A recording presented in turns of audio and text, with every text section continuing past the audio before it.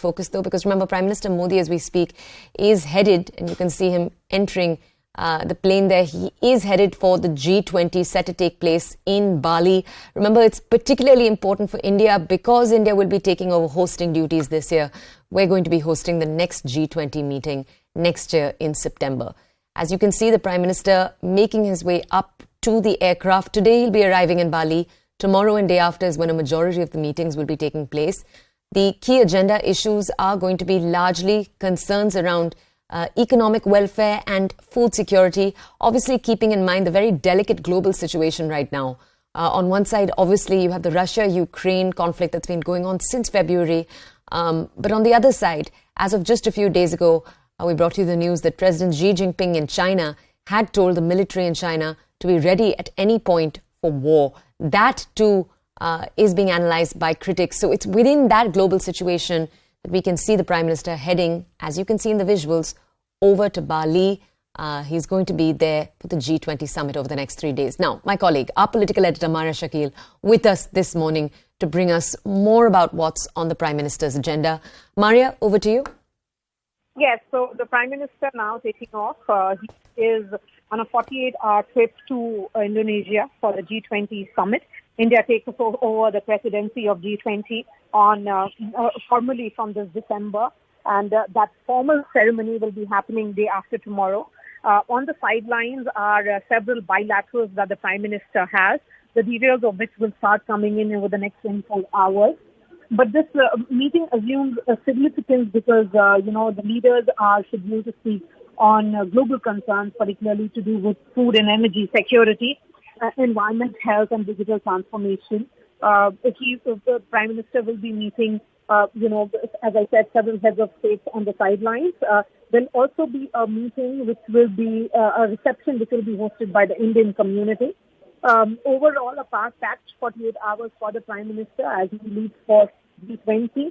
And India has made its views known. In fact, the Prime Minister, before he started his journey, has put out a detailed statement where he said that how India believes in Vasudhaiva Kutumbakam, one nation, and the entire army of idea of one earth, one family, and one future, being the underlying message of equitable growth and shared future for all.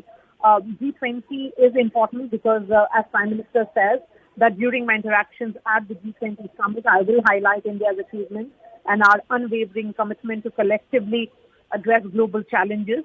And India's G20 presidency will be grounded in the theme of Vasudhaiva Kutumbakam. Prime Minister will be holding meetings with several heads of state as well on the sidelines.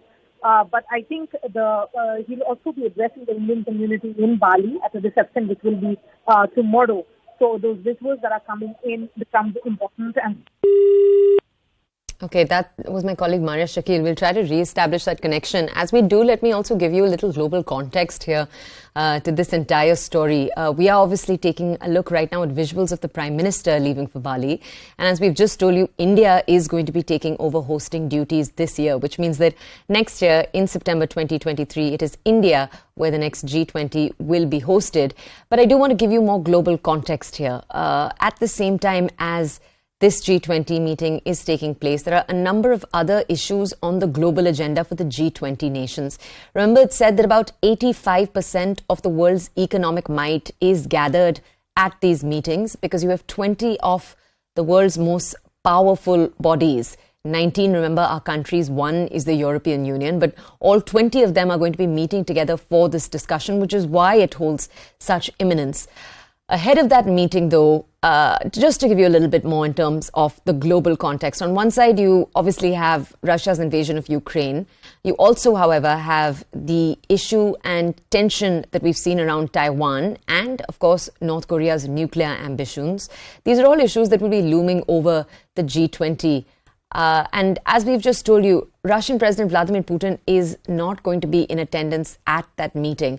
Billionaire Elon Musk already addressed a business forum that was part of the same summit. He actually spoke via video link. But when it comes to the political developments, Foreign Minister Sergei Lavrov will be representing the Russian president at the G20 summit. So, as we just told you, Vladimir Putin will not be coming. And this is the first summit since Russia invaded Ukraine in Feb. And it's important to note the Kremlin has said that Vladimir Putin is too busy to attend the meeting that we're talking about. We have former diplomat Ashok Sajanhar, who's with us right now. Sir, good afternoon. It is lovely to hear from you. Sir, we're watching visuals of the Prime Minister boarding his aircraft as he makes his way to the G20 in Bali. If I could ask you here, sir, to give our audiences a little bit more context. We've just laid out for our audiences the global context right now. So, for example, the Russia-Ukraine war, the economic situation around the world as we speak. But could you walk us through what India's agenda in the next 2 days is going to be? Well, India takes the presidency of G20 at a very critical time and a very crucial time for the world.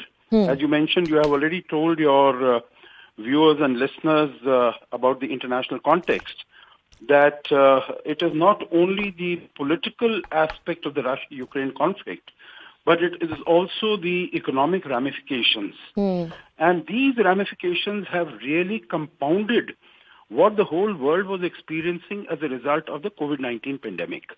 We had not got out of the disruption of supply chains, the health aspects, the economic adversities that all the 200 countries in the world were experiencing.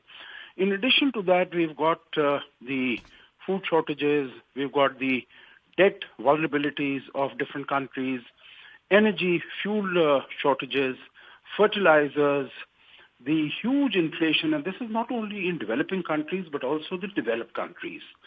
Because you see, in the UK, in the US, we are getting inflation which these countries have not experienced for the last more than 40 years.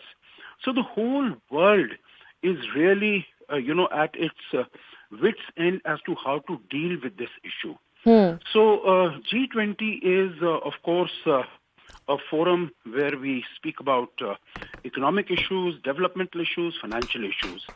But the politics, the geopolitics, is also getting superimposed on this, on these discussions. So the challenge for us, because India takes over the presidency from 1st of December, is going to be that we should not allow the political aspects, whatever is happening around the world, to hijack the G20 agenda. And India will have to deal with the various challenges. I just mentioned about these food, energy, fertilizer, debt. But in addition to that, there's also going to be climate change. And there's also going to be, what India is going to be showcasing, the digital transformation, the huge successes that India has got in terms of using digitization, both in as far as the economic development of the country is concerned. Whether it is the direct benefit transfer scheme, it is the CoWIN app, etc. But also how governance can be improved and can be significantly raised by using digitization. So I think we have and then of course there is Prime Minister Modi's initiative of life, that is living style for protection of environment, which he gave at COP26 last year. Sir, could I just request you to stay with us